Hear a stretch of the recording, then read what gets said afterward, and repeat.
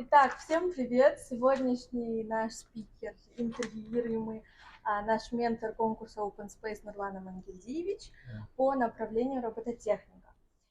Итак, здравствуйте. Здравствуйте. Я хотела бы вам задать несколько вопросов по робототехнике. Как вы считаете, какую роль вообще играет робототехника в нашей жизни и в развитии в целом, или даже промышленности?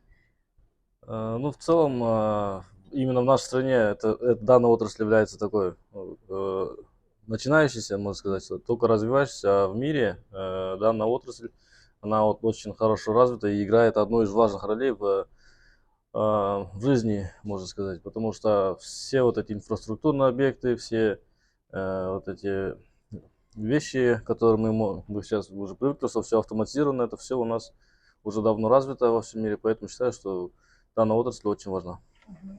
А вот какие новые технологии, инновации в робототехнике вы наблюдаете в последнее время?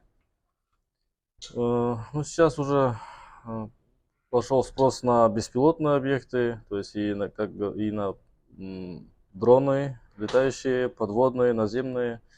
И считаю, что искусственный интеллект тоже внесет свои коррективы, и искусственный интеллект должен внести вот эту изюминку. А какие вызовы стоят перед робототехниками в Казахстане?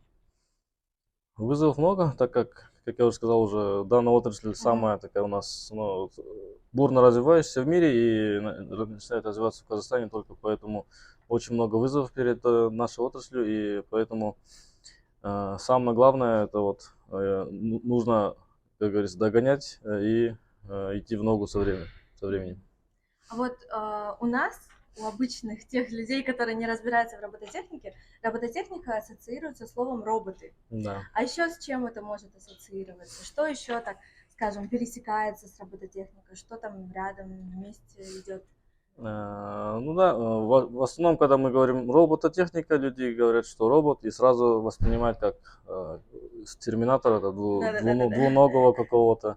Но робот это не только такой человекообразный робот, это все вот эти автоматизированные игрушки, можно сказать, те, которые и те же, скажем, автопилоты на самолетах, автопилоты на машинах, также любые, скажем, промышленные роботы также есть, которые собирают автомобили и другие вещи. То есть все это робот. То есть это вообще мы говорим, что мехатроника, роботехника и мехатроника, то есть это механика, электроника, то есть переплетение таких отраслей, как механика, электроника и роботехника является, то есть детищем механики и электроники. Поэтому очень много смежных отраслей. Можно сказать, что все автоматизировано, скажем, начиная от автоматических дверей, кончая вот этими летающими объектами, все это входит в данную отрасль.